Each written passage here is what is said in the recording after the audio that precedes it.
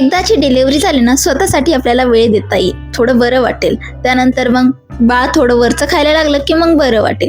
बाळ थोडं मोठं झालं की बरं वाटेल. बाळ चालायला लागलं की बरं वाटेल. बाळ थोडं शाळेत जायला लागलं का मग मी स्वतःसाठी टाइम देईल. असे एक्सक्युजेस आपण कंटिन्युअसली देत असतो. पण खरं सांगू, आई झाल्यानंतर आहे ना, अगदी आपला निवांत भेटणारा मी टाइम सुद्धा आपल्याला शांत बसू देत नाही. आता बघा ना, मी इतक्या दिवस विचार करायची डिलिव्हरी झाल्यानंतर सगळं ठीक होईल, बाळ मोठं झालं की मग मला स्वतःसाठी टाइम देता येईल, तो शाळेत गेला का मग मला स्वतःसाठी टाइम देता येईल. पण बघा ना, तो टाइम मला आता तो शाळेत जायला लागला आणि तो टाइमचा मी काय वापर करते, घर आवरण्यासाठी. आणि हे घर आवरेपर्यंतच मला त्याला घ्यायला जावं लागतं, इतका टाइम होऊन जातोच. आपण कुठल्या अँगलने म्हणतो की बाळ मोठं झालं की आपण स्वतःसाठी टाइम देऊ. अरे ठीक आहे, हा मतही केला की जाऊ दे, काम नंतर करूया. पण आपल्याला जो विचार असतात, इन्सिक्युरिटी असते, ते आपल्याला अजिबात शांत बसू देत नाही. अगदी निवांत चहाचा कप जरी घेऊन बसले ना, तरी सुद्धा मनात विचार चालू असतात. तो शांतपणे खेळत असेल ना, रडत तर नसेल ना, त्याला परेशानी होत तर नसेल ना, हे विचार कंटिन्युअसली चालू असतात. बाळ जितका वेळ आपल्या डोळ्यासमोर असतो ना, तितका आपल्याला सिक्युअर वाटतं ना, त्याच्यापेक्षा 1000 पट जास्त इन्सिक्युरिटी आपल्याला वाढते ज्यावेळेस मुलं आपल्यापासून दुसरीकडे असतात, किंवा मग तो शाळेत असो किंवा बाहेर गेलेली असो, आपल्याला ती कंटिन्युअसली परेशान करत असते. आणि हे जे आईचं मन असतं ना, हे आपल्याला आयुष्यभर शांत बसू देत नाही, तुम्हाला खरं सांगते. त्यातल्या त्यात मदरहुड एक अशी जर्नी आहे ना, जी आपण कधी आयुष्यात अनुभवलेली सुद्धा नसते. ते म्हणतात ना, आउट ऑफ सिलेबस प्रश्न, तसेच काहीतरी ही गोष्ट असते. आपण हा कसा अनुभव घेतलेलाही नसतो. ॲटलिस्ट आपल्याला माहीत असतो आपल्याला सासरी गेल्यानंतर स्वयंपाक करावं लागेल, हे करावं लागेल, ते करावं लागेल. पण आपल्याला हे नसतं माहीत की आई झाल्यानंतर आपल्याला काय काय करावं लागतं, काय नाही करावं लागतं, बाळाला काय होतंय, काय नाही होतंय, हे आपल्याला काहीही माहीत नसतं. आणि हे सगळं आपल्याला मातृत्वानंतर आहे ना, नव्याने शिकायला भेटतं. ते म्हणतात ना, बाळानंतर आहे ना, आईचा एक जन्म होतो, तर तसंच काहीतरी आहे. आणि जर पहिलं बाळ असेल ना, तर मग विचारूच नका. आपले जे पॅरेंटिंग टिप्सचे जे प्रयोग असतात ना, ते सगळे विचार पहिल्या मुलावर होतं. प्रथमला शाळेत सोडून आल्यानंतर ना, माझं सगळ्यात महत्त्वाचं एक काम असतं, ते म्हणजे ना, घर आधी रिसेट करून घ्यायचं. काल रात्रीचा जेवढा काही पसारा असतो, जाण्याआधी जेवढा काही पसारा झालेला असतो, तो सगळा इथे मला आवरून घ्यावा लागतो. आणि हो, महत्त्वाचं म्हणजे जेव्हापासून तो शाळेत जायला लागले ना, तर हे काम सुद्धा मला अगदी निवांत करता येतंय. नाहीतर आहे ना, तो घरी असताना आहे ना, मला हे काम करायला खूप जास्त परेशानी व्हायची. कमीत कमी 10-15 वेळेस त्याला आरडाओरडा करावा लागायचं, नाहीतर त्याच्याकडे लक्ष द्यावं लागायचं. त्यामुळे असं वाटतंय की ठीक आहे, थोडा तरी वेळ भेटतोय, आपण ते कुठेतरी वेस्ट करतोय का काय करतोय, आता ते काही असो, पण शांततेने काम तरी होत आहे ना, हे खूप महत्त्वाचं आहे. आता बरेच जण म्हणतील, तुला तर काय वाटतच नाही, इतका लहान मुलाला तू शाळेत टाकून दिलं.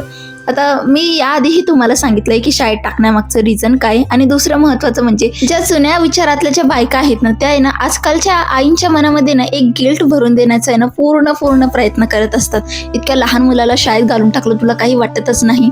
तर कारण काय माहिती का, शाळेत घालायला आहे ना, काही प्रॉब्लेम नाही, आम्ही उशिरा सुद्धा घालू शकतो. पण आजकालची जी सिच्युएशन आहे ना, त्यानुसार शाळेत लवकर घालावं लागते. नाही तर पूर्वी काय असायचं, जॉईंट फॅमिली असायची, आजी आजोबा असो किंवा घरातले दुसरे व्यक्ती हे मुलाकडे लक्ष द्यायचे, तोपर्यंत आपलं बाकीचे काम चालायचे. त्यामुळं आपल्यालाही लवकर शाळेत घालायची त्यावेळेस काही गरज पडायची नाही. पण आजकाल ती सिच्युएशन नाही. आजकालचे तर न्यूक्लिअर फॅमिलीची सिच्युएशन आहे. आणि त्यातल्या त्यात ना, आजकालचे जे ग्रँड पॅरेंट्स आहेत, ते सुद्धा आपली रिस्पॉन्सिबिलिटीज घेत नाही. ठीक आहे, आता त्यांची रिस्पॉन्सिबिलिटी असो किंवा नसो, पण आजकाल आहे ना, ग्रँड पॅरेंट्स सुद्धा आहे ना, मुलांना सांभाळण्याची जिम्मेदारी घेत नाही. हे सुद्धा मी बघितलेले आहे. त्यामुळे ना, मला असं वाटतं की जर एका आईवर सगळं बर्डन आहे ना, तर मग तिनं तिच्या कम्फर्टसाठी जर एखादा पाऊल उचललाय, मग तिला गिल्ट फील करून द्यायचा तुम्हालाही अधिकार नाही बरं का. कारण की ना, ती एकटी सगळं काही मॅनेज करते. मुलाला बघायचं, घराला बघायचं, आणि स्वतःचं करिअरचं टेन्शन ते मात्र अगदी वेगळंच असतं बरं का.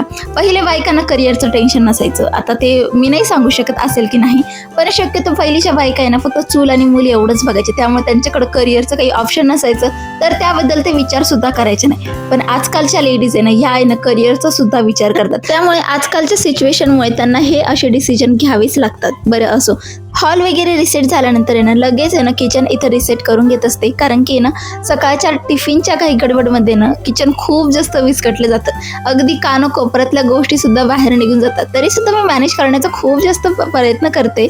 पण कसं आहे माहिती का, जो रेग्युलर टिफिन असतो ना भाजी पोळीचा तो खूप सोपा वाटतो, पण लहान मुलांचा जो टिफिन असतो ना तो रेग्युलर टिफिनच्या कम्पेअरमध्ये ना खूप जास्त ट्रिकी आहे असं वाटतं बरं का मला. ते एक तर बघायला गेलं ना तर एक तर हेल्दी पाहिजे आणि दुसरं महत्त्वाचं म्हणजे दिसायलाही ते लुक अगदी अट्रॅक्टिव्ह पाहिजे. हे 2 कॅटेगरी त्यामध्ये असतातच. मग ते अट्रॅक्टिव्ह बनवण्याच्या चक्करमध्ये आपल्याकडून थोडाफार तरी पसारा होऊनच जातो. मग ते छोटे छोटे क्यूट शेप बनवायचे असो किंवा मग हेल्दी रेसिपीज ट्राय करायची असो, अल्टिमेटली पसारा होऊनच जातो. असं माझ्यासोबत होते. तरी सुद्धा मी मॅनेज करण्याचा प्रयत्न करत आहे. तसेही लवकरच मी तुमच्यासोबत मील प्लॅनिंग, टिफिन रेसिपीज हे सगळं शेअर करणार आहे. त्यामुळे त्याबद्दल मला मॅनेजमेंट करावं लागणार आहे, तर तेही मी तुमच्यासोबत लवकरच शेअर करेल. पण आता सध्या नवीन असल्यामुळे ना मला ते मॅनेज करायला थोडंसं टफ जाते. तर आज टिफिन रेसिपीमध्ये ना मी प्रथमसाठी ना मस्त अशा क्यूट बीटरूटच्या जे काही इडली असतात ना छोट्या छोट्या त्या दिलत्या आणि त्यासोबत चटणी आणि रेजिन्स असं काही मी त्याचं टिफिन दिलतं. आणि त्याला हे आवडलं का नाही आता ते आल्यानंतर कळेल. पण आता सध्या तरी ना मला हे किचन रिसेट करून घ्यायचे आणि त्यातलं त्याच आज सकाळी ना मी जे काही इडली बॅटर आहे ते बनवून घेतलेलं होतं. त्यामुळे आज दुपारच्या लंचचं काहीच टेन्शन नव्हतं. म्हणजे दुपारच्या जेवणामध्ये मला आरामात डोसा वगैरे बनवता येईल.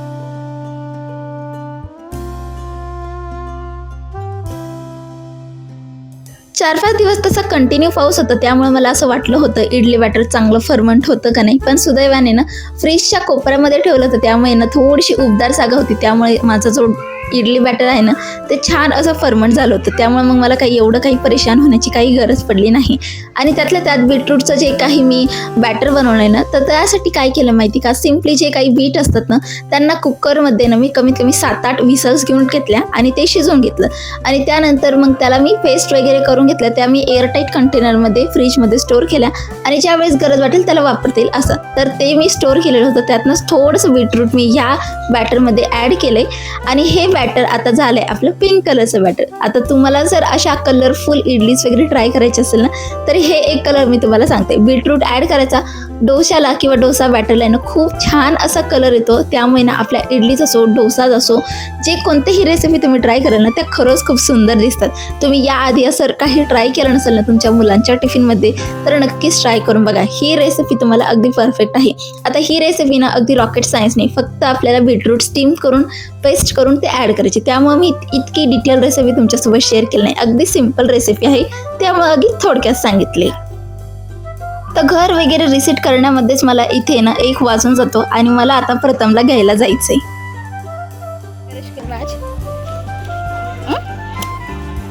प्रथम बता ना काय करूया.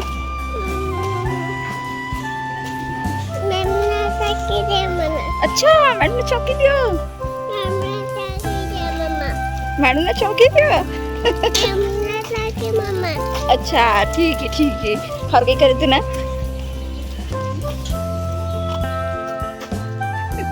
घरी आल्यानंतर कमीत कमी 15-20 मिनटं त्याच्यासोबत मी चांगला टाईम घालते. शाळेत काय केलं काय नाही केलं त्याची बॅग वगैरे चेक करायची, त्याच्यानंतर टिफिन वगैरे खाली करून घ्यायचं. हे सगळं काम करण्यामध्ये मला 15-20 मिनटं आरामात निघून जातात. आणि त्यानंतर मग इथे आम्हाला लंच करायचं असतो. तर दुपारच्या जेवणामध्ये मी तुम्हाला सांगितलं की मी आज डोसाच बनवून घेणार होते, तर तेच इथे बनवून घेते. आणि बघू शकतात किती छान असा कलर आलाय. आता अजून एक तुमच्यासोबत मी रियालिटी शेअर करते. आता मी त्याला टिफिनला छान अशा पिंक इडलीज तर दिलत्या, पण त्याला आहे ना या इडलीच्या कम्पेअरमध्ये ज्या रेग्युलर व्हाईट कलरच्या इडलीज असतात त्याच खूप जास्त आवडतात. त्यामुळे त्यानं ह्या इडली काही टिफिनमध्ये खूप जास्त आवडीने अशा काही खाल्ल्या नाही. बऱ्यापैकी टिफिन मला तसाच रिटर्न आला.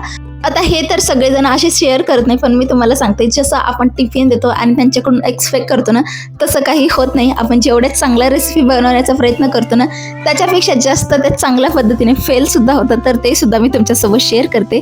बरं असो, तर दुपारी 1:30 ते 2च्या दरम्यान आमचं परत एकदा जेवण होतं. सकाळी नाश्त्यानंतर हे डायरेक्ट जेवण असतं आणि त्यानंतर मात्र प्रथमला इथे झोपी घालायचं असतं.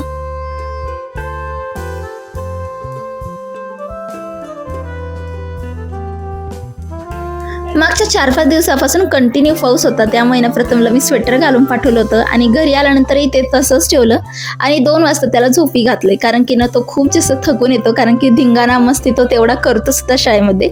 त्यामुळे आल्यानंतर ना त्याला एक झोपेची गरजच पडते. त्यामुळे तो झोपी गेला आणि त्यानंतर मला थोडेफार काम करून घ्यायची होती, म्हणजे दळण वगैरे द्यायचं होतं, तर तेच इथे मला करून घ्यायचं आहे.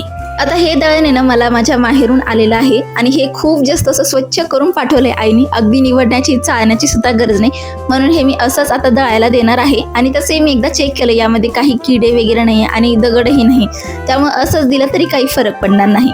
आपल्या आईवडिलांना किती जास्त काळजी असते ना, आणि त्यांना माहीत आहे की मला हे निसायला किंवा चाळायला खूप जास्त कंटाळा येतो, म्हणून आईने घरूनच तसं ते पाठवून दिलं.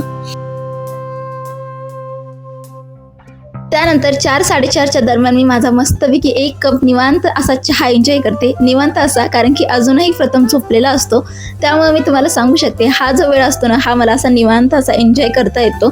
आणि चला तर मग आजचा व्लॉग मी इथंच संपवते. कसा वाटला आजचा व्लॉग मला कमेंट सेक्शनमध्ये नक्कीच कळवा. भेटूयात आपण अजून एका इंटरेस्टिंग व्लॉगसह.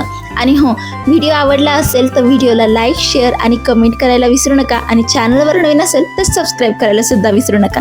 भेटूयात अजून एका इंटरेस्टिंग व्लॉगसह. तोपर्यंत बाय बाय.